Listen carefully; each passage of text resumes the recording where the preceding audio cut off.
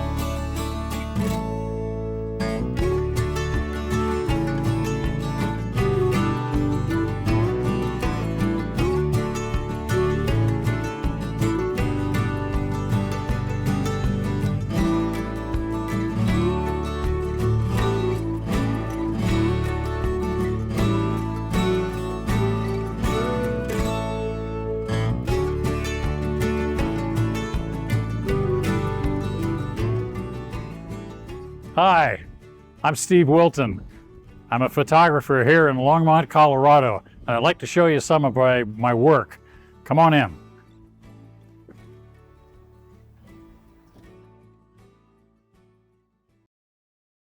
The presentation that I'm about to give traces my own evolution as a photographer since starting the hobby nearly 4 years ago. My title for this presentation is What We Notice: Finding the Story Elements in Photography.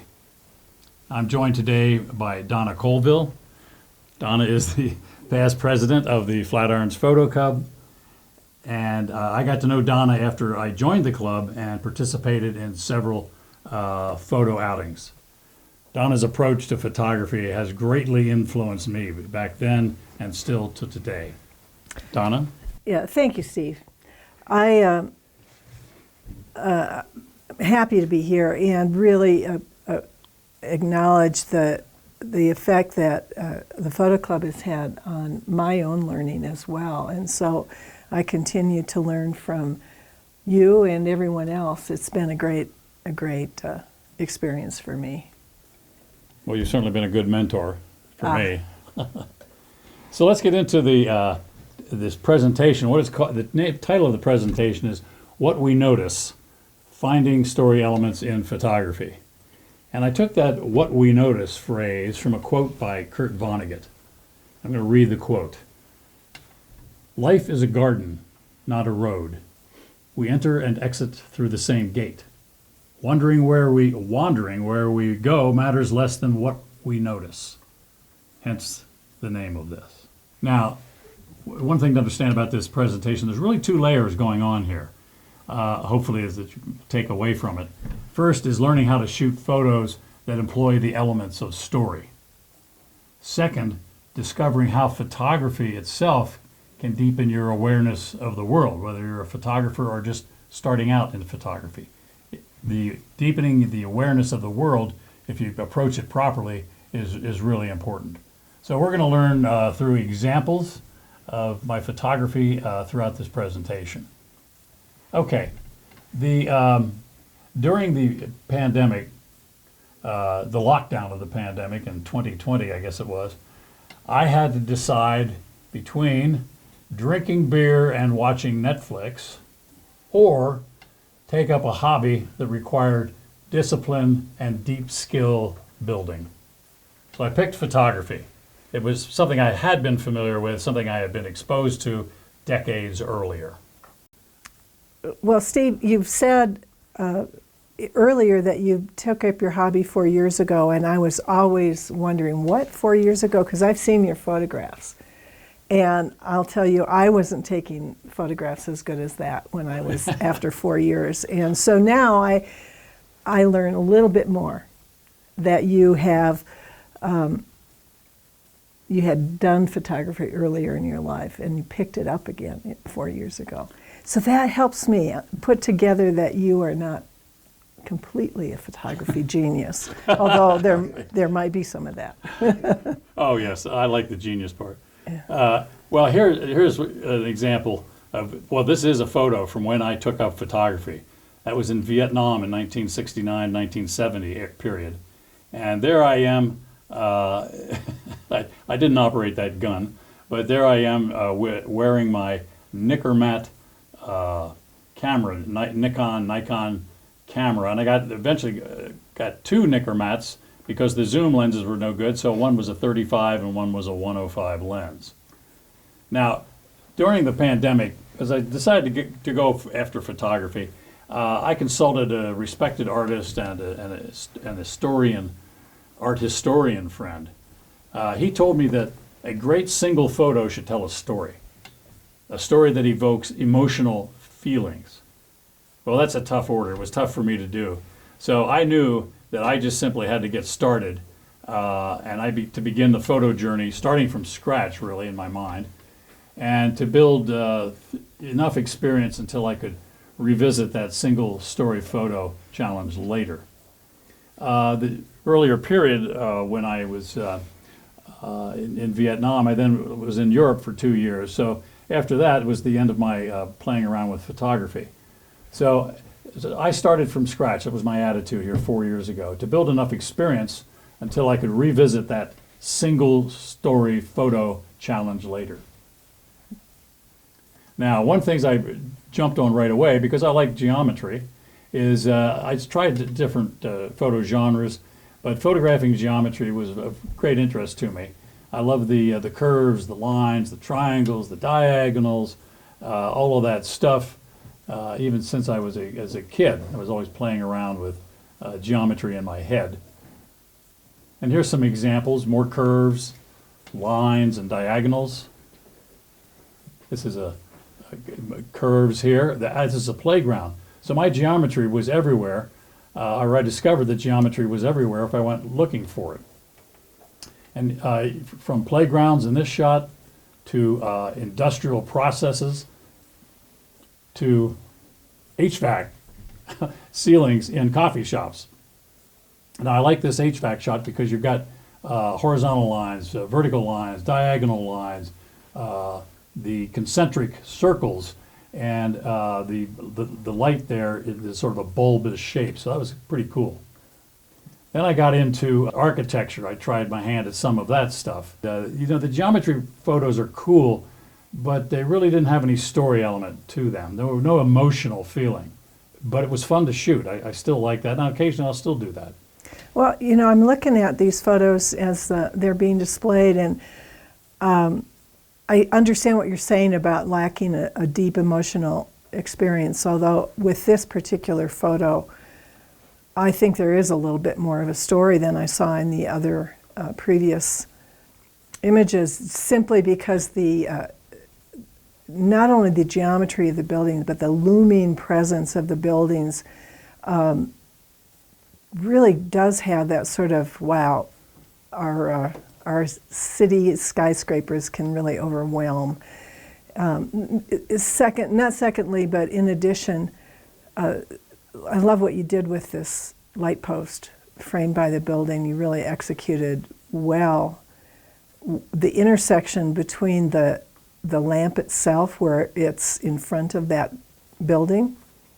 You can see the composition directs your eye there, and there's all this texture of the building behind it, and you can still very well distinguish what you're looking at without feeling distracted by the building. So nice. Well, thank you. This is why I love using you as a mentor. You notice these things. To me, the main subject was the city light post there. It's sort of quirky in that I really focused in on that, and the buildings were a backdrop, juxtaposition of less importance in my mind, but that's not how the viewer sees it, which is just fine. So I then saw story elements, I wanted to get these story elements, so I thought, well, if I assemble a bunch of photos, multiple photos, I can tell a story. So the following I'm going to show you is some individual shots that are then put together in a grid, in about a 10-photo grid, or a poster, if you will. So here, let's take a look at these. All right, this was during the lockdown period of the pandemic, 2 a.m. I call this 2 a.m. lockdown. And there was only 3 types of lighting on these in this project. night lights, street lights, and moonlight. So this is the night light here. And I took all these with, before I even bought a camera, I took all these with an old Motorola cell phone. So this is night lights, and a curtain here, also with using just nightlight light. And here, I like to, and I'll get to this a little later, but I like to imagine being a 10-year-old kid, you know, and maybe, or even a 6-year-old kid. You have build a fort underneath the table, and looking through there, this is what it might look like to a kid. Then here are the street lights. Okay, the street lights are behind us, and they're shining on the brick wall of the fireplace area, and then reflected on the opposite wall here of what's in the window that the the street light is going through. Here's another one looking out toward the street light with the plants in the window. And one final shot. This is with moonlight. I've used this in another shot. But anyway, there they are, and it was sort of a mood that I was looking for. Now, when I put them all together, individually they might not give a mood, but when I put them all together, the story elements emerge as a feeling or a mood, as if it were hanging in a gallery in my mind, how that would look. So that was my first attempt at telling a story with group photos. Now, triptychs. I always liked triptychs. In my history of art class years ago, they were kind of cool, going even back to the medieval times. So here, these are 3 rooftops. They're telling a story here, a bit about rooftops. You know, not much of a story. It's still a lot of geometry.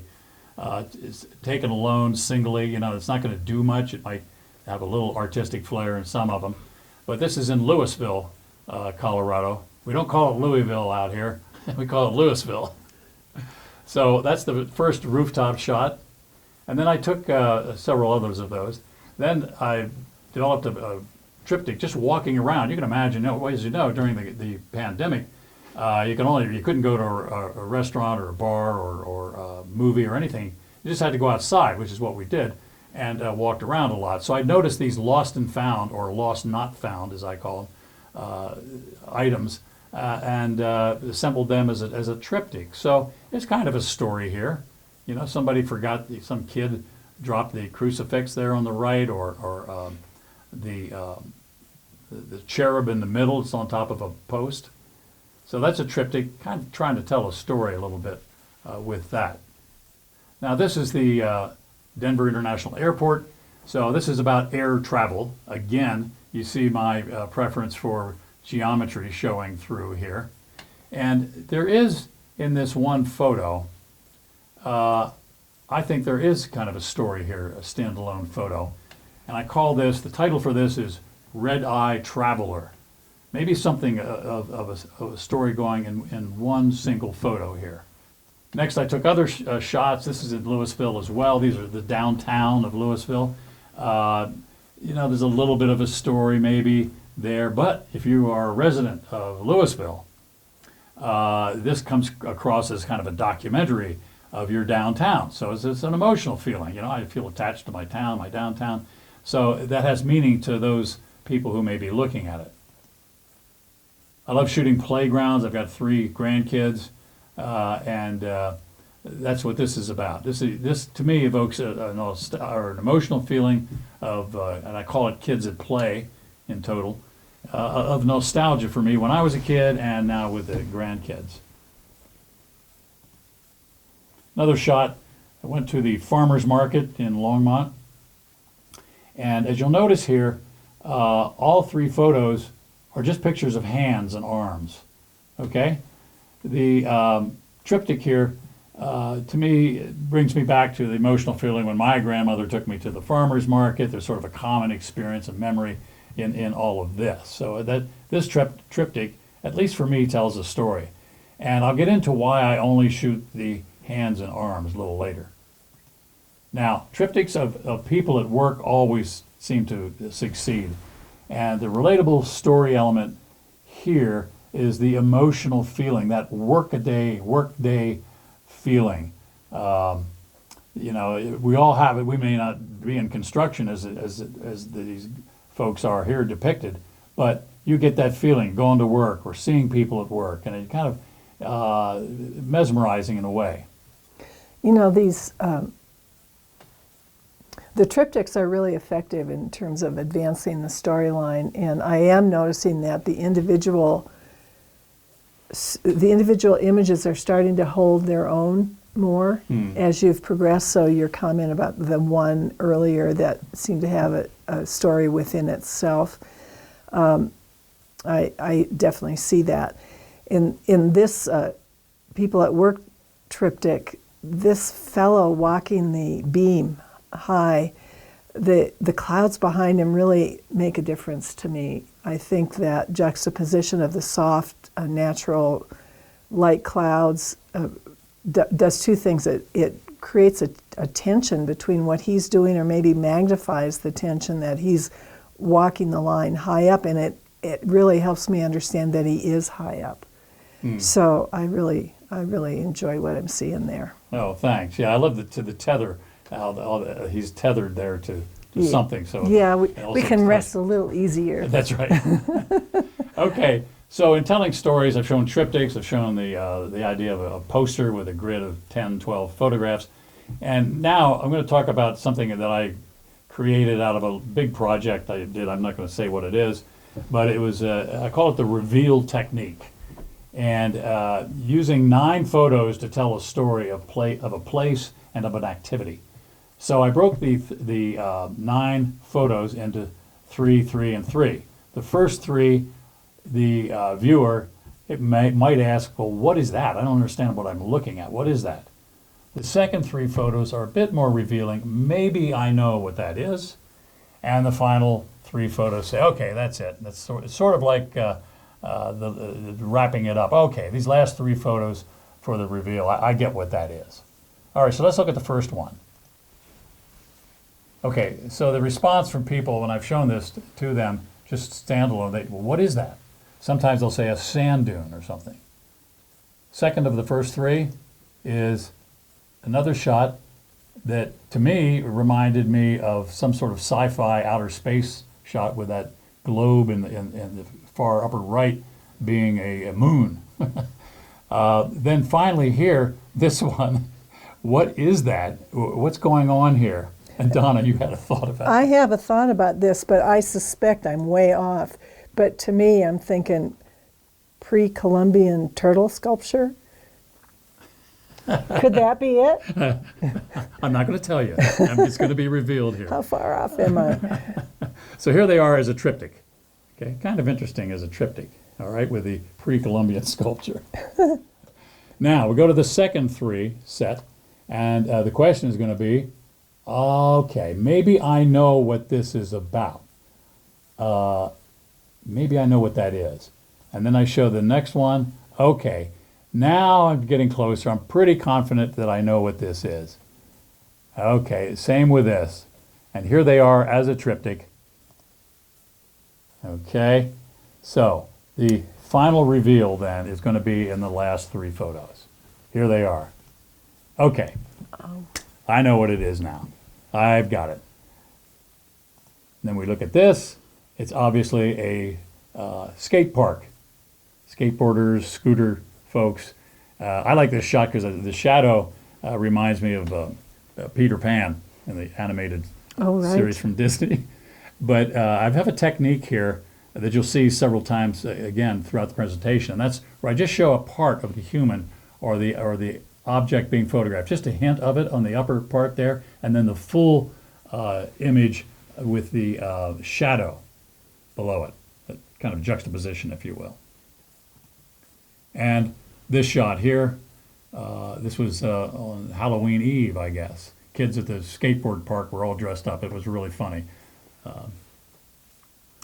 Yeah, these triptychs are interesting. You know, the reveal triptychs, the first few really had no clue. I was appreciating them completely as abstracts. And I did want to know what I was looking at. And as you proceed, definitely held my interest. In this last shot with this young girl in the dress, the way the light catches that skirt, that's awesome. Thanks. I had a lot of fun with this. I've got tons and tons of skateboard park. I'll do a little booklet on it at some point. Okay, here they are as a triptych. Okay. Now, the elements of storytelling. Here are the ones that I apply. You know, there's other elements as well. Okay, and I have a quote here I want to read. This is by Mike Brown, a UK photographer. I entered one of his contests. I got an honorable mention on one shot, or very early on. And I love this phrase: take pictures about something, not of something. Okay? Now, the elements of storytelling, as I define it for photography, comes from this. First of all, I had to figure this out on my own. If you look at the classic novel, you know, the Jane Austen template, the classic novel has a beginning, a middle, and end, followed by the denouement. And Jane Austen sort of set the template for that for, 100 years and more going forward. Now, I can't imagine a single photo doing all of that. So I had to back it off a little bit. And I think that, for me, the elements of photo storytelling in photography are closer to the modern short story genre. All right? Short stories usually represent a single slice of life. And short stories are usually incomplete and open-ended. There's no denouement, there's no conclusion. It's up to the reader to come up with their own conclusion. Okay? Now, I've listed here story elements that evoke an emotional feeling as I see it. You can see it on the slide here. Nostalgia, childhood. I mean, I won't go through them. You'll see what it is. But if you get to mood, I've always been greatly influenced by Edward Hopper, maybe my favorite artist. The very last one on the right column is other. Okay, that's wide open. But I do want to focus on these. What is it? 11, 10. Now, here's a picture. This presents for me a feeling of nostalgia and of happiness, of teenagers, jumping off the dock onto the lake, or it could be off a boat on a river or in the ocean. It's just a happy feeling. So I found that to tell a story in and of itself. And here's another one, childhood memories. I mean, you can go on and on with this. I usually don't like taking pictures of children, and I don't. So in fact, I take them so that you can't identify who the child is. But, you just imagine being in that little girl's mind right there, and she sees this portal in front of her, and she's maybe never gone through that portal before, or she has, and she's imagined those trees at the end to be certain characters of some kind, okay? So childhood, she's pursuing an adventure. This one was taken at the Osmkirche in Munich. I was there a few months ago, and the feeling here is a calm, contemplative feeling. The guy in the red coat sitting there, there's nobody else in the pews in front of him, and he's worshiping in whatever way he does, and it's contrasted with this crazy profusion of Baroque sculpture, the spiral pillars that you might see at St. Peter's, the iconography, of course, throughout, cherubs and so forth. It's just an explosion of that, but this guy's very calm in the midst of all of that, so it's working together. Now, this one is mood. I live in Colorado, and Donna, we we don't get much fog here. No, we don't. We don't get much fog. So when you get fog, you run out and take pictures. So this is right outside my apartment. I just ran down in the parking lot and had to get a picture. And maybe it's not a great picture, but it does establish, fog establishes the mood here. Mm-hmm. It really wraps you into it. Yeah, the lights too, yes. That diffused light from that impact of the fog. Yes, and I could see this as an Edward Hopper subject. Sure. This other shot here is this gives me a sense of place. All right, this is was taken at Lake Geneva, Wisconsin, and I entitled this "Deck Crayons." And the feeling here is certainly a feeling of this sense of place. And also a bit of nostalgia. If you had any experience, growing up by a lake or whatever, and enjoying that. Next. Wow. Surprise. I'm surprised. This is called Cat in a Pack, and that is a real cat looking out there. You know, it's just crazy. So, you know, there is a common, that's actually a coffee shop, doesn't matter, but the girl is carrying that backpack with a cat in it. So there's a surprise element as you look at it. Now this one, I took a lot of pictures at the Boulder County Fair, lots of rides, you know, roller coasters and merry-go-rounds and all the usual stuff. Some of them are pretty terrifying. This ride is a bit terrifying. So there's this sense of tension expressed here. And it's titled Hallelujah. Okay? Yeah. So there's the tension. Raise coming those through. hands. Raise them. Okay. This one, I showed this to Donna earlier, and she had a great title for this. And it's an emotion. It falls into the other category, but the emotion here is the title, regret. Regret. I mean, we've all been there in college, certainly, and maybe we haven't, but certainly identify with that. I can. Sort of the morning after feeling that you get. So there's a story there. Now, Well, are you about to move to a new area? Because I'd like to ask you about a little bit, because I'm seeing the progression here and the variety of subjects. Right. I see a constant connection between them in terms of the geometry, the black and white tonality, and all of the technical elements so that you utilize. But I'm wondering where you're drawn to, and what your aim is. Okay. You have to realize that, first of all, I'm lazy. Okay, so where I'm drawn to is I don't like going out to Utah or California or Europe to take pictures. It's, you know, special deal. Find certain photo situations. So I'm lazy. I just like looking around in the local small towns.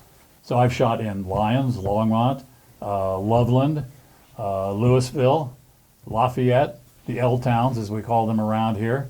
Certainly a lot in Longmont. And so what I'm looking for is that's my venue is the small towns. And we'll get into it a little later, sort of the mentality that I go through. How I change my mentality to take those shots. I'll go to the same town again and again and again, because the game is see something on one street that you've been down many times that you didn't see before. And this is it's part of the game. It's fun for me. So let's go ahead here. There are 4 photo situations here that I think are really best for finding these story elements, okay? So let's take a look at these. First is the presence of the human element. It's pretty obvious. There's always a story with a human being. And that evokes emotional feelings. Contrasting juxtapositions. The third, quirky oddities. And Donna's great with quirky. She introduced me to that idea, and I love it, so I used it a lot. And then opportunities for humor. So we're going to go with these one at a time. Okay, the presence of the human element. All right, there's 3 areas listed at the bottom here of this slide. The rustic subjects inherently reflect human history stories. Worn out machines, falling down barns, etc. The second is humans at work or play. We had to look at that with the construction folks. And the third is an incomplete hint of a human can tell a story far better, in my mind, than the full picture of the human. Now here's some examples. Rustic subjects reflecting human history stories. Excuse me. So this is entitled Roadkill. This is in eastern Colorado, and an abandoned, gone out of business a long time ago gas station. There was probably really something. There was probably a diner there at one time. And I was just amazed at the sign. Still there, still legible. Donuts for sale. Yeah, it is amazing how you still want a donut when you see that. Yeah, fresh donuts. Fresh, I misread that. Fresh donuts, right. Okay, here's another one. This is from Berthoud, Colorado, and the title here is Spewing Brain Damage. Okay. Now you see the rust on this pump? It's in black and white, and it kind of works there, but really to shoot rustic photos again and again, I don't do it because I mostly shoot in black and white. I noticed that. Yes, and and we'll talk about that as we go forward. So if you look at that shot, then look at this shot. Donna and I went on an outing to a junkyard east of Boulder, and rust. These cars, for the most part, rust. The beautiful color of rust really comes through, and that would be if I converted this to black and white, it really wouldn't work. Same for the following. By the way, I see rust to me as one of the primary colors of human history. Oh, interesting. Next. Go ahead, Don. Well, I would say that would work in black and white, but I see what you mean about the way the color of rust enriches the theme. Yeah, I pick up on it here. This is a built out of stone. It must be 100-year-old, probably a cold locker, and it's about the hinge, of course, the cold locker hinge. And if you look closely, you'll see that there's some bolts missing. I mean, this thing is really old and worn out. And you know, getting back to the black and white thing that Donna noticed, I shoot almost entirely in black and white. You know, and it works for I still try to find geometry of shape and form. Works much better in black and white, and I like it. It's simple. Usually just 3 elements in a photograph, and black and white seems to work best for that. Color can distract from story elements in my mind. Color is a distraction. So I learned to see in black and white. It doesn't take long. You walk around, and it's a mind game. And after a month or two, if you're shooting in black and white all the time, you see in black and white. Okay? Moving on here. Humans at work and play. They're going back to why humans, one aspect of humans that tell a story. This is obviously a balloon launch, a last-minute check. And I'm not showing, I got the back of the main topic. Well, I don't know what the main subject is here, but the silhouette of the guy in his back holding on to the balloon with that tether is just a partial part of seeing him. Here, you've seen this shot before. We showed this with the people at work and emotional feeling. But here, the incomplete hint of a human tells the story better than the full human, in my mind. All right? The sleeves and the gloves of the worker that you can't see because he's behind that panel, just exposing that part of his body and what he's doing, I think makes for a better shot. It allows if somebody's thinking about that person, it would be, they would, you know, they can imagine that on their own. I'm not going to show them. Let the viewer express their imagination. One of the things that I think is once you show the individual's face, it's about the person. And here, where you don't see the person's face and you only see his arms and a bit of his torso at work, then it really is about the work and his interaction with the space. So I think you're correct in thinking this tells your intended story better. Well, good. I've got some other examples of this, of course. To me, this incomplete hint of a human can tell a story. Because this story is not about the newborn child. It's about the father's hand. That's the story element in this shot. If I go to here's another example. I'm employ a technique I showed before. The incomplete hint of a human, which is this guy's shirt and his beard, not his face, is then casts a shadow on the wall there where we can see his hat, his glasses, the profile of a face, and the shadow of the beard. So the shadows are really good at play. Here's another use of shadow. This reminds me of childhood. But it wouldn't make, without that shadow in the background, the young girl on a swing, without seeing that, it wouldn't make much sense, because you're just seeing a part of her leg and the shoes. So the title of this is Crocs and Swing, okay? But it brings you back to childhood, you know, having some fun. Another shot that where I purposely cut out the person's face and the upper torso is this shot. I wanted to emphasize here the tension. That's the emotional element, the story element, is the tension of the blurred movement of the hands and the blurred movement of the feet. Then he's holding this bag coming up to an escalator or a walking sidewalk. And the tension that we've all felt if we've traveled a lot with air travel, it comes through. So I entitled this Gate Closing.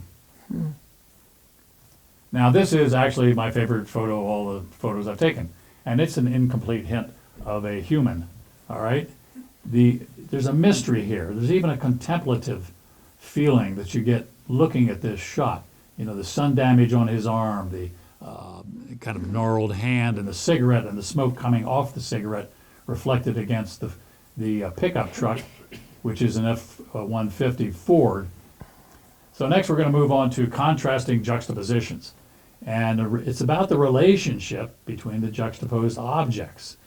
And that relationship can catalyze a story in the viewer's mind. It's that relationship. You know, we all tend to what we see, we tend to reify it into concrete images like a tree or a rock or a mountain. But what about the relationship between them? That's what's important. And I've got some examples here. First one, this is irony. This would be under the other category of irony, this juxtaposition. And I call it cross and gun. All right? The next one, same location, Corregidor in the Philippines. This is while I was in Vietnam. I took a side trip for a project I had to do. At any rate, this is, again, a kind of an irony, and it's entitled Small Girl, Big Guns. All right? And the girl, you know, there's quite a contrast here, this juxtaposition, because the girl represents life, warmth, soft texture, and the gun represents death, you know, coldness, hard texture. So that's it got a bit of story to it, you know, obviously the war story going on. Yeah. Next is tensions. Now these are the juxtaposition. Two things here. These that sculpture in that park in Lafayette against the two kids that are playing, but they seem to be in some kind of conflict there, some kind of tension between them. So there's two tensions really in this photograph. So I call it schisms. Another, I did a series on this called Invasive Species, about 6 photographs, and this is a kind of tension or uncomfortableness that you feel, where you've got this bucolic hill and the tree and the clouds is a very bucolic setting, very singular, and then you've got these power lines interrupting it. That's us. We are the invasive species. Another example of that is this. Now, moving on, some more juxtapositions. This I just had to have in color because the color of that vase is really cool and it works well. The humor here is, there's a bit of humor. You got the cat, and then you've got the lion in front of the cat, the casting of the lion. And I called this the protectors. Another thing, this is from Berthoud, Colorado. A parade was going on. So this gives a sense of place and time. And I call this God and Country, okay? Yep. And, you know, we've got the Bible draped in a flag there, and we've got an eagle wired to the Bible as part of that float going by, and I captured it right before it went before this street lamp with another American flag flying from that. So there's a sense of place about Berthoud. Now this shot I really like. Again, here we're showing people, but we're not showing their faces. And this is happiness. And I entitled this, you may faintly see the band in the background, and of course the adult and the reflection of the lattice work on the adult's shirt, but you've got this happiness of the child coming through. So I entitled this, Dance to the Music or Not. I think he's dancing on the inside. Yes, for the person, the adult in the room is dancing on the inside. Yes. Okay. These are signs. The signs are a lot of fun, and this was a juxtaposition that I entitled Family Dining and adult drinking. Okay, so there's this tension going on here. And, Donna, you'd pointed out the geography, or the Geometry. Well, in yeah, this. there's the tension between the round sign and the rectangular, more angular sign compositionally. But I think thematically the family dining on the one sign and then the martini glass on the other one. Yeah, it Good, amused me. yeah. I saw it, yeah. Good scene, as they say. Okay, this kind of a same theme of drinking here. I call this Saints and Sinners. Okay, this was taken in Arvada. It's not an L town, but it's a small town right north of Denver. And there's a kind of tension here. You know, you've got somebody left their drink from the night before. This is a Saturday morning or Sunday morning. They left their drink sitting on a shed, and I took a picture of it there. Were you tempted to eat the olive? No, I couldn't go near that. Another example of tension is a juxtaposition between riding a bike and there being traffic on the road. So that's the tension, and this is called night rider. We've all had that experience, common experience, where we are riding our bikes at night. So of the four photo situations, we're going to move on to quirky. And I define that as anything that seems out of place, broken, incomplete, and just plain quirky. It's really subjective for the photographer. So we're going to go through some slides here. Landlines. Bit of nostalgia here. There's a wall telephone, the old punch button telephone hanging on the wall, and the hint of a second phone which is out of view on purpose and just showing the lines that come off of that, which are reflected, that the shadow unites the two together. Here's another one, winter hoop. This was taken in the winter, and there's a bit of nostalgia with this. Yeah, I mean, I see, I mean, I think kids, you know, they're going to play with this thing. They're not going to complain about the net. They'll play with this if there's no net. So it's really that kind of nostalgia and that feeling from childhood that you get. Now this one is, I mentioned that the quote from that UK photographer, you know, shoot about something, not of something. And I entered this in his one of his contests and got an honorable mention. But it's an oddity because when people see this, they say, well, what are they looking at? You know, what is that? I don't get it. So when they finally do get what it is, there's a surprise element to it.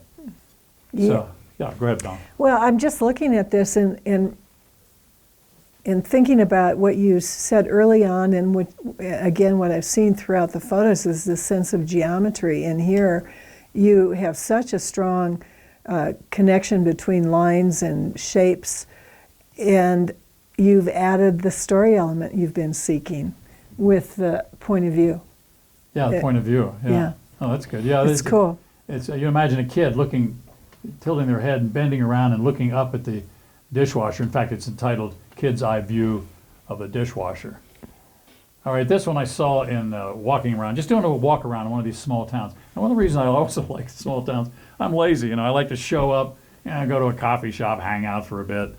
Don't think about photography. Don't unpack my cameras or anything, and just relax. So, and then I might go to a candy shop or an ice cream shop, and then get some lunch. It's just a pleasant experience for me. So as I walked along, this is in Lafayette. This is an old building, and you look at this and you well, what am I looking at? Well, first of all, you can figure out, well, there are two windows there, okay? And then, okay, you got to look a little longer and say, well, those are curtains there, but why are they rolled up in a ball? What's the mystery here? Well, no mystery to me. I grew up with cats. So these are, only cat owners will know. That's right, that's right. So these are, I call it cat curtains, all right? And another shot, this is a mystery. This is where the quirkiness comes out. You know, some people roll their eyes, and I'll show them some of my photographs. But this is a bit of a mystery here with the vacuum cleaner that's just sitting out alongside the road. And then you know it's a road, you know it's a street, a town, because up ahead in the upper left-hand corner there's a walkway, and the three white lines in the walkway kind of help balance out the photo. So the name of this shot is Free Pickup. This is another shot. It's a mystery. I call it roadside attraction. But Donna, you had some thoughts about this because it's a little deeper than it appears. Well, I remember this photo from a while back. This sign and the letters are all askew, and we don't really know why. It could be just because they've been there forever, and the wind and the rain and the elements have knocked them around. Maybe it's the aftermath of a certain a current weather event. But what's interesting to me is that you can still read what is being done. It's like those games where they print sentences with all the words out of place or missing, and you can still figure out what the sentence says. So we know that this little roadside stand sells Pepsi, ice, beer. It's an RV park, but none of that. You can actually get a snack here too, but none of that is really clearly written. So yeah, I didn't know if somebody was there and just said, well, as long as they can figure it out, I'm not going to bother fixing it. Right, I don't know. Really laid back. Yeah. Actually, when I took that shot, there actually, I think, was a going business. I don't know. It was an RV park, and there were some RV parks parked there. I don't know if they just park them there for the season. However, this is also a very windy spot. This is eastern Colorado, and a good windstorm could come through and do that. Okay, we're moving on here. Here's an oddity, and the oddity, or the question is, well, he has an odd position. You know, what is this person painting? Okay, this is in Bruges, Belgium, when I was stationed in Europe. And I call it brush strokes because of the over-processed trees here. I wanted to bring out the sort of brush strokes within the trees. So there's three objects here. And one is the artist, the other is the trees, but the third one is missing, all right? And that's what he's painting. What's off to the right? Now, I edited that out. I just cropped it so that you couldn't see what he was painting because I felt that it gave more mystery and made for a better story without that third object being visible, but you know it's there. Now, compare this to this shot that I took in Paris, 1971 or whatever, I don't know. There's no mystery here, okay? There's you got the canvas, you got the painter, you got the Notre Dame. Mm-hmm. All right, and you know what? To me, it's almost a cliche. This kind of photo, this subject, and contrast that because it's all complete. There it is. Those three elements to this where the element is missing. This becomes more about the painter in his place than about the, well, like in the past one, about the cathedral, whatever, the roadside attraction. Yeah, yeah. Okay, now we're going to play a little game. Don and I are going to play a little game here. It's about photo titles. Let me talk about making titles for a photograph. Okay, first of all, they're important. It used to be years ago that you shouldn't have titles, that the picture's worth 1,000 words, you don't need it. But now people pretty much, photo judges and the like, really look for titles. Okay, so a title provides context if it's unclear. Now, with the way I shoot, I want some things to be unclear. The title can simply identify the elements in the photo. They can also lead the viewer to the photographer's interpretation, but you don't want to do that too much. You want to leave something open for the viewer to interpret. So another thing I do is a mechanical thing. I avoid adverbs and adjectives, which can restrict the viewer's interpretation. And then, of course, if you're showing anything that's humorous, you almost always have to have a title.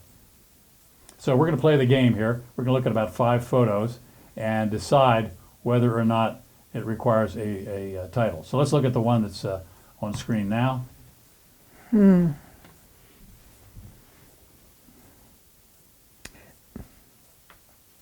Well, this is, to me, it's graphic. More silhouette of a guy sitting, don't know where he's sitting, it's some kind of public space. The arrow on the wall really grabs my attention second, and pointing in the opposite direction from the one the guy is facing. I guess I'd like a title, but it's a bit of an abstract. Yes, I agree. It is kind of abstract, but I felt as though I had to give it a title. Maybe it stands alone without a title. Keep people wondering. That's his cell phone that he's looking at there. Okay, closely. sure, of course. Yeah, but so I did give it a title. I called it Arrow Interruption. Okay, we'll move on to the next one here. Title or no title? Oh, no title for me. Well, I mean, unless there is something you're trying to portray other than what is to me really obvious, the boy and his puppy and probably sitting on the porch, both of them are just totally content. I think you risk getting trite if you give that a title. I agree, and as you probably know, I never gave this a title. I tried, boy and puppy, or boy and dog, but yeah, it is trite. You're right. So I would say not using a title. Now this one is a bit tricky.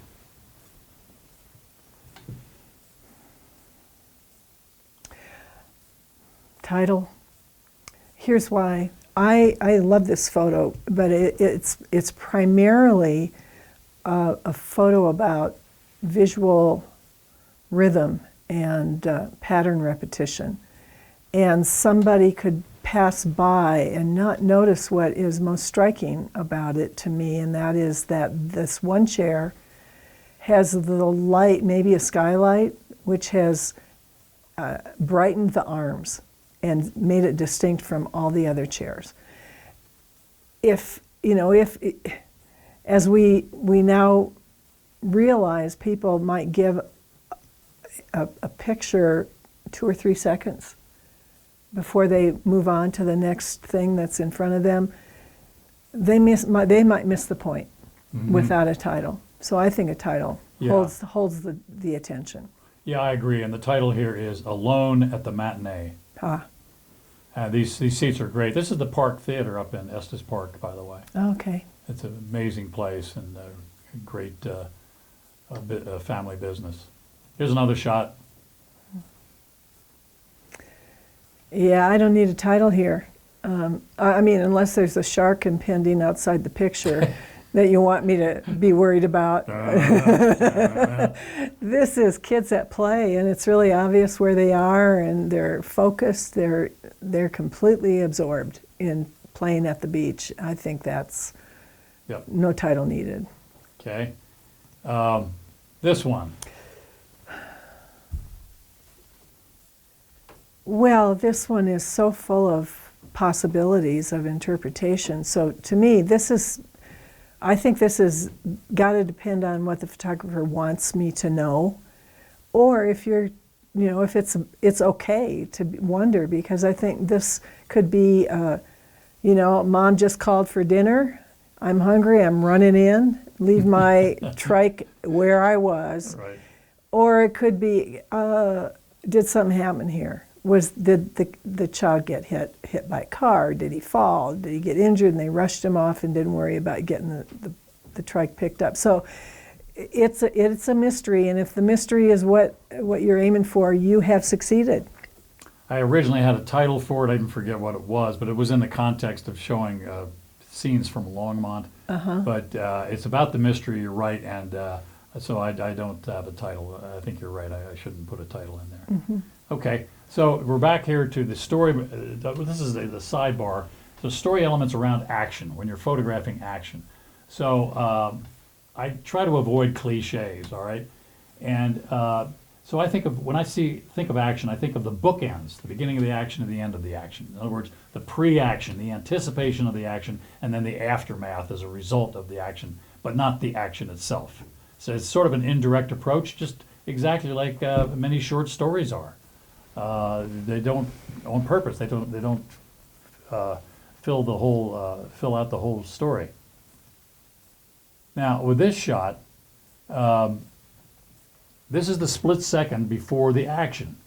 This guy's got his arms down really low. He's ready to dip into the half pipe or wherever this is at the skate park. So there's a bit of anticipation. What's he going to do? Where's he going to go with this run on his skateboard? So he's ready for the drop, if they're going to put a title there, and it's anticipation. Here's another one.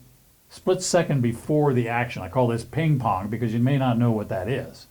So this is the anticipation. Bang, he's going to hit that shot. And by the way, he scored on that shot. It's my son. He's quite an excellent table tennis guy. Another shot, again from the skate park. Question here is pre-action. Okay, what's this dog going to do? I mean, we know this guy's coming off of his action, the skateboarder. But what's that dog going to do? Is he going to run up to him or run away from him? I don't know. So that was my feeling. And I call this 4 wheels, 4 legs. All right, now this is something that is clearly after the action. It's a little difficult to see here, but that's the street lamp is broken, and it was broken in a windstorm, probably maybe an hour or some other windstorm prior, but you can see some menacing looking clouds up there in the sky. So that's that juxtaposition, that aftermath of the storm that I was trying to capture. Here's another aftermath shot, seconds after the action. This boy had a mishap or whatever on his surfing board, on his, what do they call, body boards, whatever. Yeah. And it's split in half. So he's running along the shore there, picking up both halves so that he can repair it or just take it home. So that's split seconds after the action. Now sometimes you have some shots like this, which is quiet moments between the music, all right?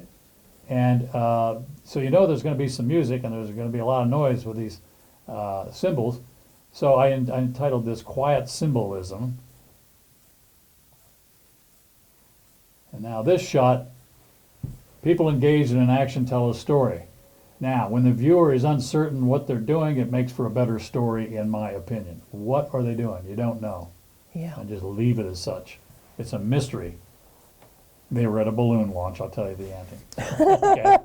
And they're holding one of the balloons down. Yeah, getting ready for launch. Right. Here's another one. People engaged in work often tell a story because sometimes you don't know what they're doing. You know, when the viewer is uncertain what they're doing, then you got a better story. So here's this guy, you know, he's got the hard hat on, and you got the crumbling building there that obviously he's working on. But what's the deal with this hoist and this pulley going on here? So of the 4 photo situations, there's one more, and that's opportunities for humor. This is the most fun. Humor is subjective. Don't be too esoteric. People won't get the joke. And dad jokes are okay, but titles are absolutely necessary in almost all the cases. This is an odd shot. A worn out, vandalized ATM next to a hardware store that had these sculptures around. And these sculptures, one of them was sitting on, one was a little bit to the left. I actually moved it. I try not to do that. I try to take things as they are. So I entitled this Jailbirds. Okay, so here's, well, Don and I were on this outing at the Prospect neighborhood in Longmont, and I thought this was kind of funny, sort of, I call it window dressing. Yeah, has anybody seen my pants? Yeah, right. And this, animals are always good humor. Dog is my co-pilot here. This was at a parade in Erie, the Pride Parade in Erie, which is 15 minutes from here. And this, again, I call this the Scratchers. Just happened to, this is total luck, circumstance. But you see the 2 people scratching themselves at the same time. That little juxtaposition there, I thought was funny. And this is maybe it's only funny to me. It says "check, please," but I've always been kind of I don't know. When you look at Instagram and people show you their vacation and the food they ate, and they lay out these beautiful photos of food, I thought, okay, I'll show you my feeling of food. All right, this one is my son. He's really quite an outdoors guy, but there we are at the Grand Canyon. But blowing the bubble gum, I then put the title, "The Thrill of Nature's All." He looks totally bored on this trip, and he was through a lot of it, but not at the Grand Canyon. He just loved it. Now this shot here, I'm not going to I want you to figure this out before I tell you what the title is. People will look for several seconds of this and not get it. So the name of this is Shadow Dog. He's sitting in the back seat in a car, and the light is a very early morning light, which is casting a shadow from the roof of the car and then the side of the car into the interior, so that all you see is his nose. Here, signs can provide lots of humor. This is a Twin Peaks dispensary in Colorado. It's a marijuana, which is legalized. You can go in there and get your what you need at the dispensary. But contrasting that with the dentistry, the dentist office down just 90 degrees away in another building, it's called sedation dentistry. So the title I gave this is Edibles and Nitrous. Moving on here. This is a humor that doesn't need a title, although the title's really in the sign, all right, at the cemetery. And it has special meaning to me because No Exit reminds me of Jean-Paul Sartre's play, No Exit, and about 3 people locked in a room for eternity. Here's another. It's a bit of grim humor. It is grim humor. Right, dark humor. I always love dark humor. And here we've got Punch Buggy is the name of this little shaved ice cream shop in Louisville. And I guess after that windstorm, a lot of these lamps were knocked half over. So it looks to me like that lamp was punched, and juxtaposition to the Punch Buggy sign makes it, it is humorous to me, anyway. Now this one I like. Some people don't like this. They're kind of grossed out by it. But now here I go back to where I'm a 10-year-old kid, and I saw this in a dumpster, and I thought, oh my God, there's a body in there. You know, what if there's a body in there? You know? And then I named it, gave it the name Mafia Dumpster. That's obviously just a wig. You took care of that thing for me, right? Yeah, that's right. I did. Tony Soprano, right? Okay, and now this one is just crazy graffiti as a sign. This is a convenience store in Louisville, right next to a famous tavern in town there. And they have a problem at this store, as you can see. So, and it's just ridiculous. And you see this satellite dish there. You can imagine if you pee there, it's going to be broadcast out to the universe and the internet. Everybody's going to see it. All right. Okay, so Getting back to my process. I just, I having seen all of these images, I'm thinking this is like Adventures with Steve's Scene. Yeah. And so I'm really interested in how you approach this. Like, because I go out, I don't necessarily always see what's in front of me, but you seem to have a way of finding these things. Do you have a method? Yeah, I do, and it's evolved over time. It's really only been in the last 2 years. And first of all, when I go on a photo walk process, all I do is pick the town that I'm going to go to, all right? And then usually the coffee shop, I start there. So I pick the town, and I've learned to absolutely plan nothing. Oh. See, the fun of this is being surprised for me, and is kind of a discovery. So I plan nothing. And it's also an attitude that you get in your head, and I want to think differently. I want to avoid cliches and popular photo spots. That's why a lot of travel photography and people that'll go to Utah to photograph the beauty there. There could be 50 photographers lined up with tripods all shooting the same shot.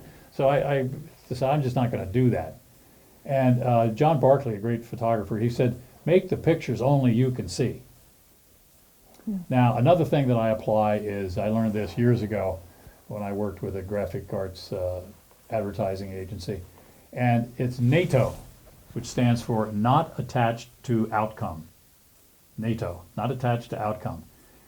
In time, when you're shooting this, I've learned after about 2-3 years, if you're really thinking about this, you learn not to think. In time, you don't look for photos, the photos will look for you. That's a little woo-woo, but it's true. You know, you were in a class. Yeah, I was where in they a class mentioned something like that. where this is a quote. This is a quote of somebody, and I'm ashamed to say I can't remember who it was, but the workshop instructor said, you know, that he had been told by this person, eventually the photos are given to you. Aha. Yes. You don't take them; they're given.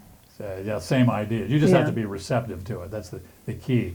And the only way you can be receptive is to turn your brain off, I think, your thinking brain. And you know, ideally you want your photograph to be creative. Well, how do you know you have a creative photograph? Well, I've always followed this little thought. It's creative when you surprise yourself.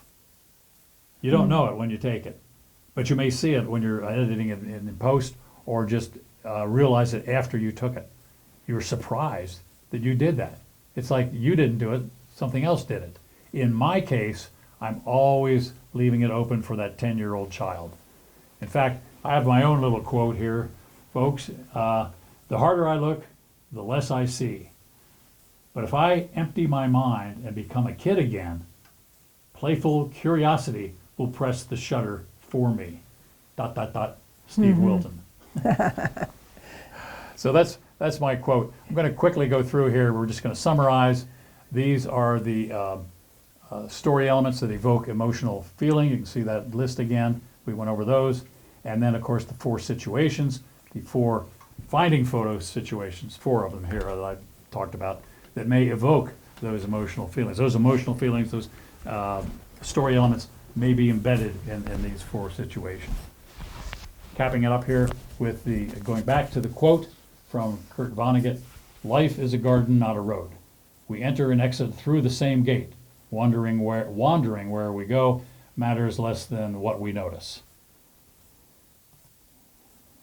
So there's 2 things I hope that folks will take away from seeing this video. First is learning how to shoot photos that tell a story by evoking emotional feelings, those story elements. Second is discovering how photography can deepen your awareness of the world. If you're not taking a photo, if you're not a photographer, you don't have it as a hobby, start it as a hobby. It will do more things for you than just document your life. So start that photography hobby and just do it with a smartphone. Forget all this equipment and all this technical stuff. Just do it with a smartphone and have fun with it, okay? All right, so that about wraps it up here. And I want to thank Donna for... My pleasure being here and seeing your work. Yeah, well, thank you very much. It's been a lot of fun putting this together. And that's all, folks. Thanks for coming by and taking a look at the work. So have a great day and hope to see you later.